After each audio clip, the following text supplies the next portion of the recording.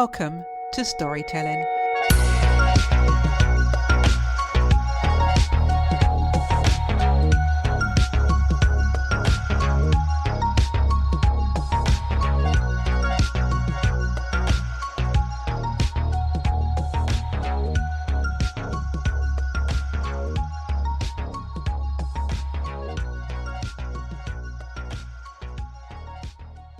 This week's guests bring two very different yet complementary perspectives on the subject of gut health.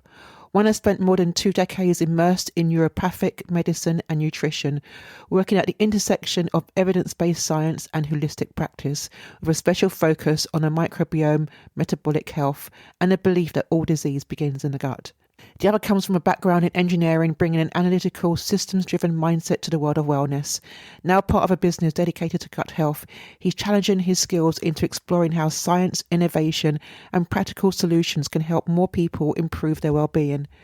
Together, they explore how gut health underpins our energy, resilience, and long-term health, and how practical everyday choices can transform our lives. Please welcome Angela Baptiste and Clayton Ford. Hello, Angela and Clayton, and welcome to the podcast. Hello. How you doing, Debbie? Debbie. Thanks for having us.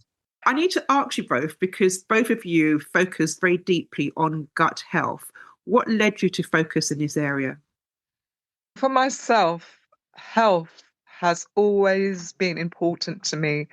I believe that the body is our temple, and I've always been interested in anything that's going to develop optimal health in the human being. And that led me to study nutrition in depth. And I'm now a practicing naturopathic nutritional therapist.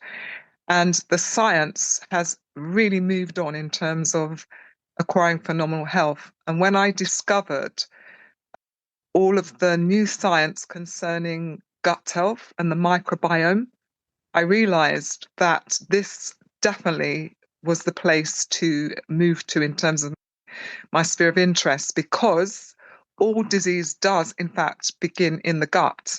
And the science has now caught up to that fact. I guess my interest has come from my natural inclination to want to know how things work. So I have an engineering background, so I naturally gravitate to how things work. And for me, when I understood that the gut microbiome specifically sat at the center of human health, my question was, okay, so what does that mean? And so I started to do a deeper dive myself, and then discovered that the gut microbiome connects to all of our major organs and tissues, and therefore has the capacity to influence how they work or don't work as efficiently as they should. So for me, that was just absolutely fascinating. And once I understood that, then I just kept diving deeper and diving deeper, because the effect that the gut microbiome can have on our overall health is highly impactful. So I want to just backtrack a little, because you both said something that I just want to get clarity on, just for the audience. Because when you say that disease begins in the gut and the microbiomes are connected to the organs, can you just clarify what you mean by that? We have an ecosystem of bacteria, good and bad bacteria in our system. And when the bad bacteria get out of control, it tends to cause disease. It causes sugar addiction, contributes to all manner of diseases like cancer, diabetes, high blood pressure. Every single bodily system requires a good ecosystem to function properly. Having a good ecosystem means you have more healthy gut bacteria than unhealthy gut bacteria. And when you get that balance, you have optimum health. In fact, when you actually get rid of, for instance, sugar-loving bacteria, conditions such as diabetes tend to reverse. Having a healthy ecosystem is what's important in terms of good bacteria. Yeah, and I'll also add to that in terms of the, say, for example, the connection between the gut microbiome and other systems. I'll just talk about one of them, which we speak about a lot, which is the gut-brain connection. And so our gut basically speaks to our brain speaks to our gut via one of the largest nerves in our body called the vagus nerve. and they're sending messages in a bi-directional manner. And so, for example, when we talk about cravings, for example, as Angela mentioned, cravings comes as a result of having a certain population of bacteria that effectively sends a signal to the brain to say that I want to have naughty food. So the bacteria is actually sending the messages to the brain to say that they want naughty food. And then basically the individual goes off to the cupboard or the refrigerator to go and get those naughty foods. Such is the influence that the gut microbiome can have just in terms of that single connection alone. And then you have other connections like the gut endocrine connection that regulates hormones and metabolism. But all of these things, Angela is more qualified to speak on than I am. But yeah, that's just a couple of examples of how the gut microbiome can affect cravings and metabolism and the hormones. Gut health is really trendy right now. You see it everywhere. So what do you wish people really understood beyond the buzzwords? Not all products are created equal. What's really important in looking at a probiotic is that you have multiple strains of good bacteria in a product and that you have enough of the bacteria. For instance, I know of products that have 30 billion of each strain of bacteria and products that have 15, 16 different strains of good bacteria. And that's what's really important. Very often, some of the products, the commercial products, especially the ones that are coming out recently, do not have enough diversity of bacterial strains in their products. And also, they don't have the quantity of the bacterial strains. And also, the technology to preserve those bacterial strains are very important because they're very fragile. Heat and cold can destroy them. So the conditions that they're produced in and kept in are extremely important. For instance, some products have to be kept in the fridge, whereas other products have patented the technology where the probiotics are activated once you add water to the product. So all of this is important in bringing a quality product to market.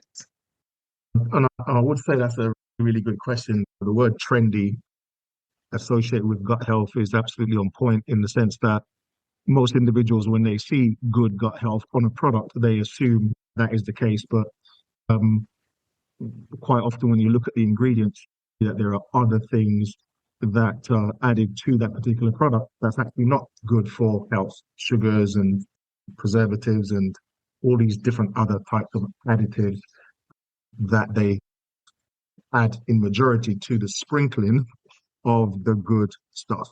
And so quite often the trendy products are major on the preservatives and everything else and just have a minority element of good gut health. So quite often I say to individuals, gut health is like this marketing banner, but we like to talk about the microbiome because that gets down into more detail in and around things like bacterial strains and stuff that have different functions that they perform in the body.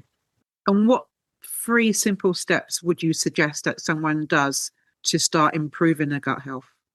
I would say eat more fruit and vegetables because everybody has gut bacteria and everybody has some good gut bacteria. When you eat fruit and vegetables, that helps to feed the good bacteria that you have. And then I would then research taking a very good gut supplement. And also eating healthy yogurt without sugar can help to improve the microbiome, but it would have to be sugar-free, something like Greek sugar-free yogurt. The world we live in, because we've been assaulted by so many ultra-processed foods and chemicals, we actually do need to take action rather than just eat a yogurt. We now need to take action to make sure we're proactive to combat all of the bodily systems that are under attack. And most people, because of modern living and diet, do not have, unfortunately, a robust, healthy gut microbiome, which is why all of these diseases are increasing, which is why 1 in 2 people are developing cancer in their lifetime. So in addition to that, I would say the importance to diversify the fruit and veg that we have. So the color groups, so the more colors you can consume in terms of your fruit and vegetables, and also the different types of vegetables as well. to give the body that diversity.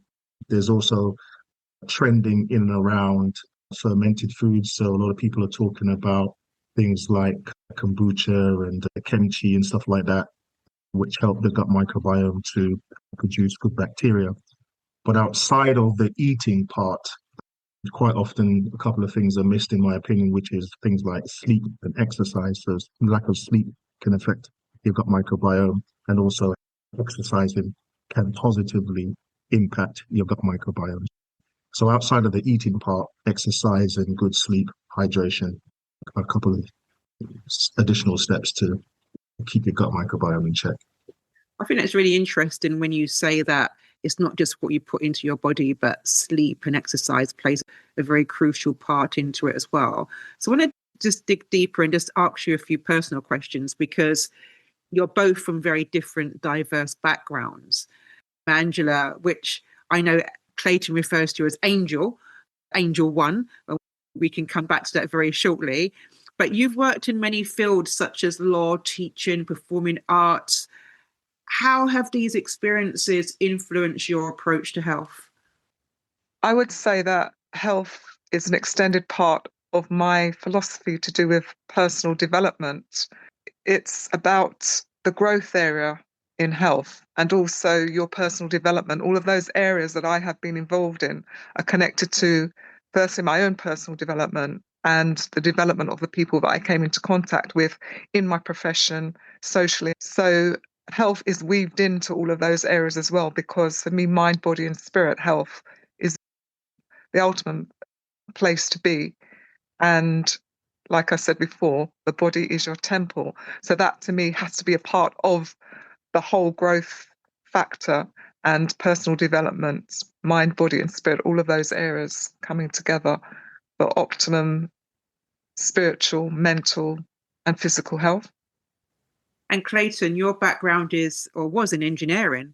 Tell me how this has played an important part in how your background has contributed. Yeah, so like I said, the question I always ask is, how does that work? How does that work? And then what's the benefit to an end user? So for me, understanding that the gut really does make so much sense. We put stuff in our body, we put stuff in our mouth, and we expect to help our body to get energy and function. And so for me, it was a question of understanding at a deeper level what that process actually meant and how it delivered those benefits. So for me, this is a natural area of interest. How the hell can eating foods, but then how can this thing called the gut microbiome help someone to lose weight or decrease their blood pressure or reverse type 2 diabetes? So it's that connectivity. I'm a telecommunications engineer, so part of what I studied is how do you build mobile networks and telecommunication networks? So there's all this connectivity. So there was a natural overlay between the microbiome connecting to all of our bodily functions and the telecommunications networks. So this connectivity piece was just, yeah, it just felt like a natural fit, but at a level that could actually have such positive effect on human beings, which, you know, again, being a progress partner means a lot. How do you help people to improve? And definitely taking care of our gut microbiome helps us to improve. Can I just seek clarity, because you both of you have mentioned microbiome many times. What does that mean? What is it? The microbiome describes the system in the body, the ecosystem in the body that contains good bacteria, unhealthy bacteria, viruses, fungi. Every human being and every animal has a microbiome consisting of all these elements.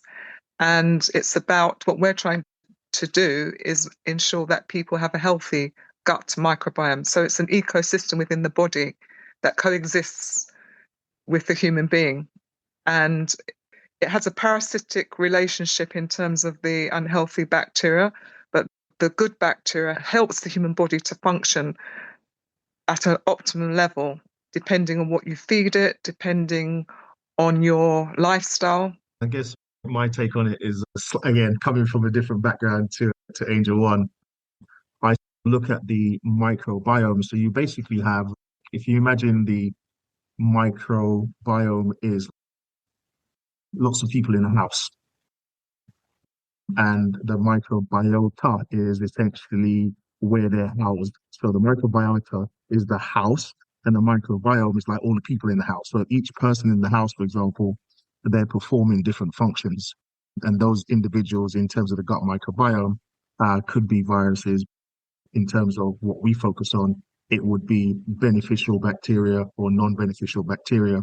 And so there is a large population of bacteria in the gut makes up the gut microbiome. The figure that's quoted is 100 trillion bacteria makes up our gut microbiome. And of that 100 trillion bacteria, you have multiple different sort of names and terminologies, lactobacillus and bifidobacterium, and all these different bacterial names that identify different bacterial families, and each family performs a different function in the body. So the gut microbiome is essentially a collection of good and not so good bacteria, plus other things like things we once said, viruses, fungi, and also even DNA. So that all forms the microbiome. If someone feels really overwhelmed listening to all these different things about gut health, what's one mindset shift you'd encourage them to make today? Taking care of your microbiome is the one thing that you can do every day, for example, to help you to achieve optimal health. In terms of being overwhelmed, it's easy for that to happen if we get caught up in the words and the terminology. But just understand that essentially all diseases start in the gut. Diseases are different types of bad bacteria that basically sets off a chain reaction in the body that then has this end result, which is harmful to the body. If we can actually eliminate or eradicate the harmful bacteria in the gut, then the process of creating diseases in the body is lessened. And so the key thing is just to understand that your little bugs in your tummy, you want to have more good bugs than bad bugs. And you help the good bugs by diet, good sleep, good hydration, and so on. And so no need to be overwhelmed. You have these little tummy bugs that want to help you, but if you don't help yourself, then the tummy bugs aren't going to help you. I love that answer. And I would just say a simple step that an individual could take would be to reduce their sugar intake, because sugar feeds the unhealthy gut bacteria, and also sugar feeds cancer. That would be the first step, an easy baby step, I think, to take for most people. It's not eliminating sugar completely, though, is it? I say that because I absolutely love chocolate, for example. I'm afraid to give you some bad news. It would be a good idea to look at that. I don't like bad news. I love chocolate. Well, it all depends on whether you feel absolutely compelled to have chocolate, right? In which case, that is an uncontrollable addiction, which is being driven by these naughty family strains of gut bacteria in the gut that speak to your brain. That is how that addiction is working, or that craving is working. But if it's a case of you're in control and I fancy having a chocolate today and I have one, and then you're able to lay off it for the next 3, 4 weeks or whatever the case may be, then that's totally fine.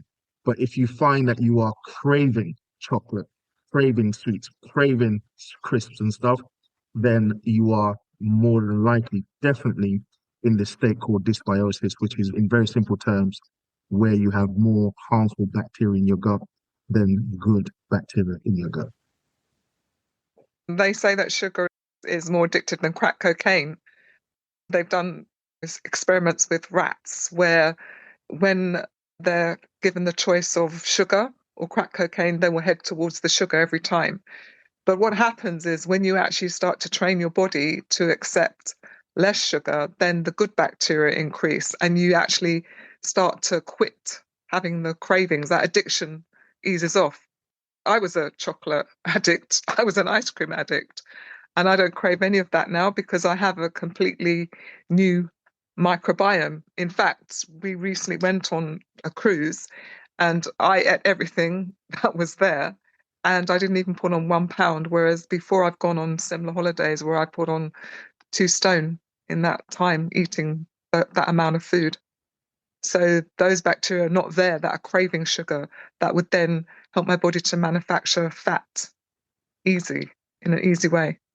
Because when you've got high levels of glucose in your system, your body becomes a fat producing machine.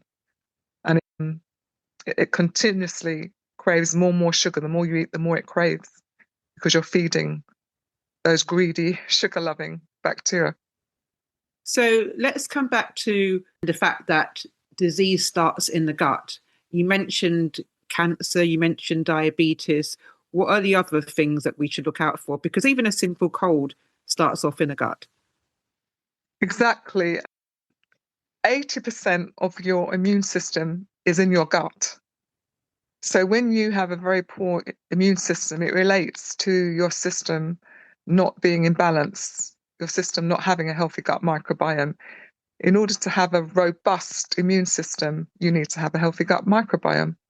And all other bodily systems, the nervous system, the digestive system, the musculoskeletal system, all of those different bodily systems are connected to what's going on in your gut, whether you have a healthy gut microbiome. It affects every single bodily system. Whether you're depressed, it also affects that. It affects the dopamine release in your brain, the happy hormones, the endorphins, all of that is connected to having a healthy gut microbiome. And there are so many studies that actually prove this. When we eat, there is an assumption that our body is absorbing all the nutrients that are available in the food that we eat. And in fact, the reality of it is that if your gut microbiome isn't in a good place, then your level of nutrient absorption will decrease. In my mind, you have an elite level nutrient absorption and you have a non-elite level nutrient absorption. So when you're eating food and you are absorbing the maximum amount of good nutrients, then that in itself can help to control weight, but it can also help the body to have more tools to be able to fight off infections that the body, if it doesn't have it, wouldn't necessarily do. So nutrient absorption is another real overlooked benefit of having a good gut microbiome. So I just wanted to share that as well. What is the one takeaway that you would like to leave with the audience? So Angel One has the final word. For me, the one takeaway is do the best you can to reduce,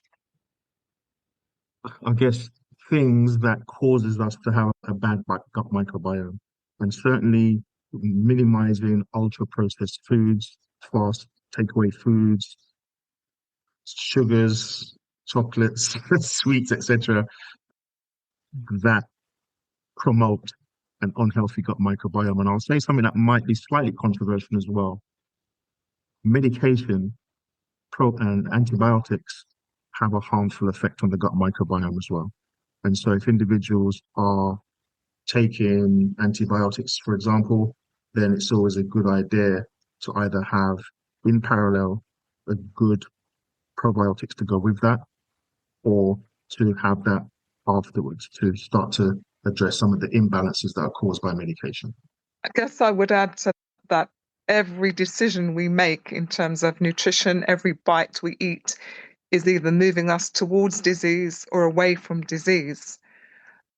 It can determine whether you have an extra 10, 20, 30, 40 years of life and whether that life is qualitative, because it comes back to the fact that all disease begins in the gut. So it is really important now for people to address that, because all of the other solutions that people are using to try and combat these diseases are unfortunately failing a lot of people, whether it's pharmaceutical drugs, whether it's just continuing to eat ultra processed foods and just having miserable outcome. So it really is important that people now take this serious, because we can choose to have a more proactive response to how we deal with common diseases. There is a statement that I think is really powerful.